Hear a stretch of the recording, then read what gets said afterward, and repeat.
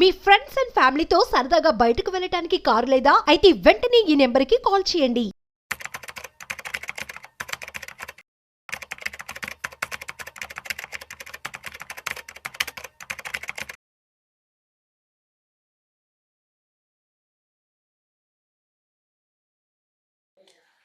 Welcome to Vishnu talks. నేను మీ విష్ణు. ప్రస్తుతం నాతో పాటు AMFI registered mutual fund distributor Bonigala Salman గారు ఉన్నారు. వారితో మాట్లాడదాం.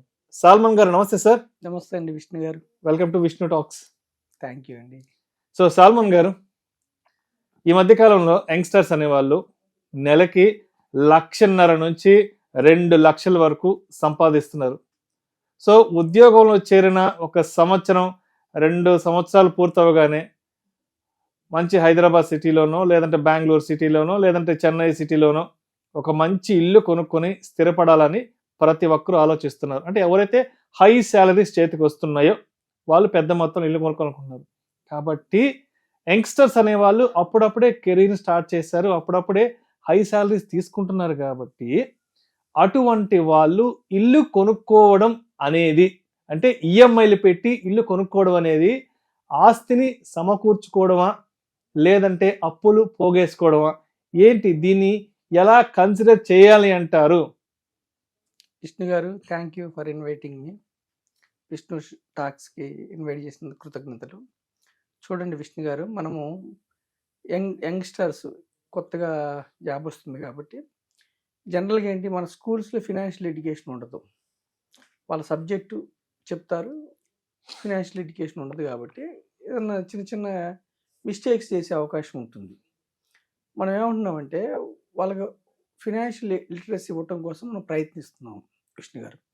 అయితే చూడండి, ఎవరికైతే జాబ్ వస్తుంది, మీరు అన్నారు 1.5 lakh 2 lakhs శాలరీ, లేదంటే గవర్నమెంట్ ఎంప్లాయీస్ అనుకోండి, భార్యాభర్తలు గవర్నమెంట్ ఎంప్లాయీస్ అయినా 1.5 2 lakhs ఉందనుకోండి జీతం. ఇక్కడ మనం ఏం చెప్తున్నామంటే వెంటనే అసెట్స్ బిల్డ్ చేసుకోకుండా వెంటనే ఇల్లు కొనుక్కుంటే అది లయబిలిటీ, అప్పే. అంటే ఇల్లు అనేది బిగ్గెస్ట్ ఎమోషన్. ఇల్లు కొనుక్కుంటే ఉన్న తృప్తి ఇంకెందులో ఉండదు. కానీ మనం ఆ ఇల్లు ఆ తృప్తికి మనం కొన్ని మిస్టేక్స్ చేయకుండా ఎలా కొనుక్కోవాలని చెప్పడం కోసం మనం ఈ వీడియో. ఇప్పుడు చూడండి, ఫస్ట్ మనము ఏం అసెట్స్ క్రియేట్ చేసుకోకుండా ఇల్లు కొనుక్కున్నారనుకోండి, అప్పుడు ఏం పరిణామాలు ఉంటాయి? అసలు ఫస్ట్ అసెట్స్ అంటే ఏమిటి, లయబిలిటీస్ అంటే ఏంటి? అసెట్స్ అంటే ఆస్తులు. అసెట్స్కి ఒక డెఫినేషన్ ఏమిటంటే విష్ణు గారు, అసెట్స్ అంటే మనీ, నాకు క్యాష్ ఫ్లో నాకు రావాలి, నాకు రావాలి, డబ్బు నా జేబులోకి రావాలి. లయబిలిటీస్ అంటే ఏమిటి, నా చేతిలోంచి డబ్బు వెళ్ళిపోతుంది బయటకి, నా జేబులోంచి బయట out going. So asset build చేసుకోకుండా, ఇప్పుడు సపోజ్ హైదరాబాద్లో ఫ్లాట్ ఎక్కడైనా చూడండి ఒక 1 CR ఉంటుంది, అవును కదా, ఒక 10 lakhs 15 lakhs డౌన్ పేమెంట్. సరే, వీళ్ళు ఒక 1 year 1.5 year సేవింగ్ చేసిన అమౌంట్, లేదంటే అప్పు, లేదంటే పెద్దవాళ్ళు ఇచ్చిన ఏదైనా గిఫ్ట్ అమౌంట్ ఇచ్చిందో, లేదంటే పర్సనల్ లోన్ ఏదో సంథింగ్ తీసుకుంటే, పర్సనల్ లోన్ తీసుకుంటే మళ్ళీ అది ఈఎంఐ, మళ్ళీ హౌసింగ్ లోన్ ఒక 80 to 85 lakhs తీసుకుంటారు, సుమారుగా 75,000 నెలకి దగ్గర 1 లక్ష రూపాయలు అయిపోతుంది, 80,000 ఈఎంఐ. ఇక అక్కడ నుంచి జీవితాంతం 20-30 ఏళ్ళు బ్యాంక్స్ కోసం మాత్రం పనిచేయాలి. మనం ఈఎంఐ రూపేణా ఇల్లు కొనుక్కుంటే అది ఆస్తి కాదు, లయబిలిటీ. లాస్ట్ ఈఎంఐ కట్టే వరకు ఇల్లు మంది కాదు, బ్యాంక్ వాళ్ళది, బ్యాంక్ చేతిలో ఉంటుంది. చూడండి, 1.5 lakhs శాలరీ అంటే ఫస్ట్ థింగ్ ఏంటి, 1.5 2 lakhs శాలరీ అంటే ఫస్ట్ థింగ్ అతనికి మంచి ట్యాక్సెస్ ఉంటాయి, అంటే గవర్నమెంట్ కోసం పనిచేస్తున్నాడు. సెకండ్ ఏంటి, అతనికి వచ్చేది అంతను కానీ ఎంప్లాయర్ కోసం పనిచేస్తున్నాడు. థర్డ్ ఏంటి, బ్యాంక్స్ కోసం పనిచేయాలి. ఇల్లు కొనుక్కుంటాడు కాబట్టి ఇక 20-25-30 ఏళ్ళు మనం తిన్నా తినకపోయినా ఈఎంఐ కట్టాల్సిందే.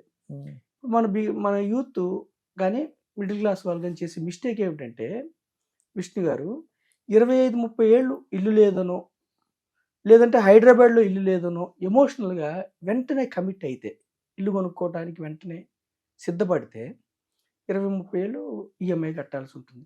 రెండవది ఏమిటి, ఇల్లు కొన్న మరుక్షణంలో అంత పెద్ద ఇల్లు కొనుక్కున్న తర్వాత కారు మెయింటెనెన్స్లో, ఇంటీరియర్, కారు, మళ్ళీ లోపల ఫర్నిచర్ అన్నిటికీ మనం ఈఎంఐలో ఇంటీరియర్లు, మెయింటెనెన్స్లు. క్రెడిట్ కార్డులో మనం కొన్నాం అనుకోండి వస్తువులు, సపోజ్ ఒక్కసారి మనం పేమెంట్ సరిగా చేయకపోతే ఎంత పర్సెంట్ వేస్తారు? సుమారుగా 36%, 40%. మళ్ళీ సిబిల్ స్కోర్ ఎగిరిపోద్దాడా?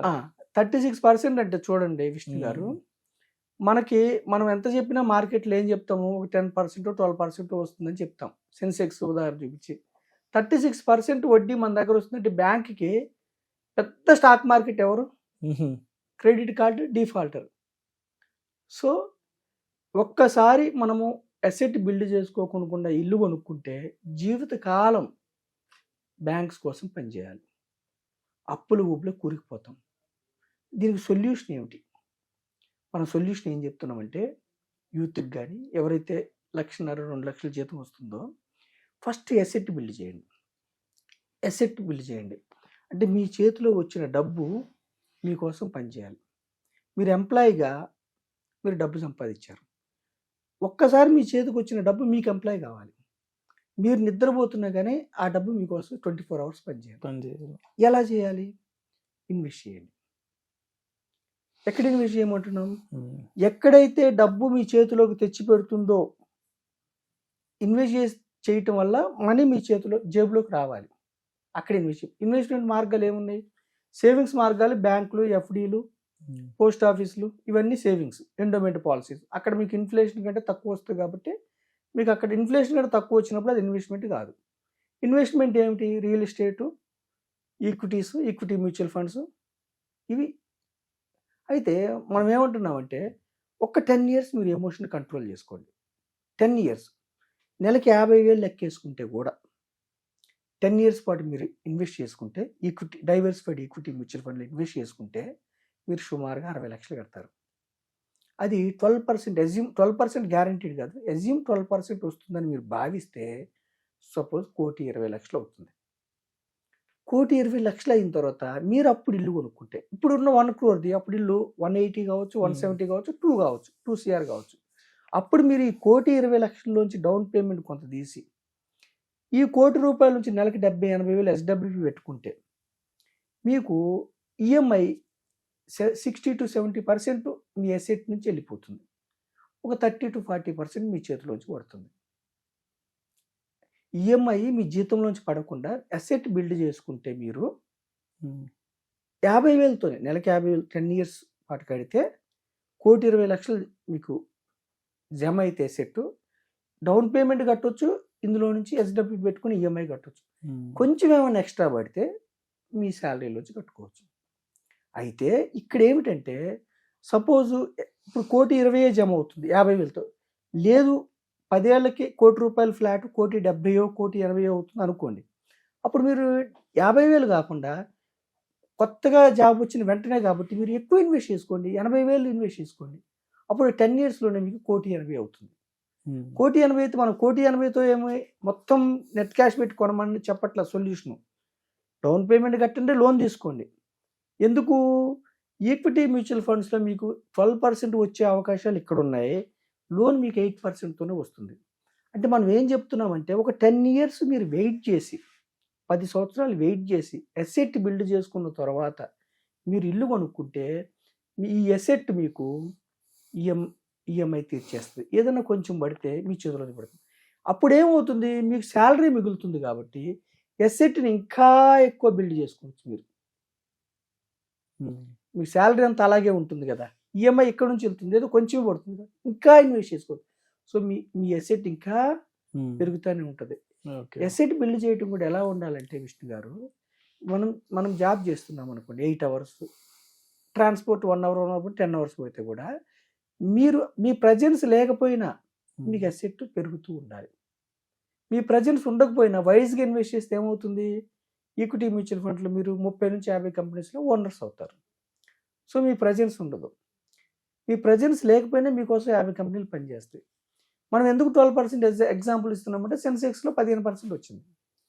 సో మనం ఏమంటున్నామంటే యూత్కి, కొత్త మిడిల్ క్లాస్ వాళ్ళకి ఉద్యోగం వచ్చిన వెంటనే ప్యారలల్గా అసెట్ బిల్డ్ చేసుకోకుండా పూర్తిగా లయబిలిటీస్ ఈఎంఐలోకి, ఇంటి ఈఎంఐ, కార్ ఈఎంఐ, ఇంటి ఫర్నిచరు, కిడ్స్ ఎడ్యుకేషన్, ప్రతిదీ వెకేషన్స్, ప్రతిదీ క్రెడిట్ కార్డుతో ఈఎంఐలతో వెళ్తే జీవితకాలం బ్యాంక్స్ కోసం పనిచేయాలి.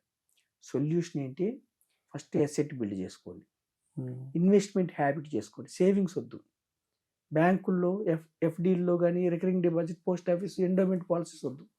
టర్మ్ ఇన్సూరెన్స్ తీసుకోండి, హెల్త్ ఇన్సూరెన్స్ తీసుకోండి, దానికి తప్పు పట్టట్లేదు. కానీ సేవింగ్స్ వద్దు. ఇన్వెస్ట్మెంట్ చేస్తే అయితే స్టాక్స్ చేసుకోవచ్చు, లేదా ఈక్విటీ మ్యూచువల్ ఫండ్ చేసుకోవచ్చు. స్టాక్స్ అంటే మీకు నాలెడ్జ్ ఉండాలి.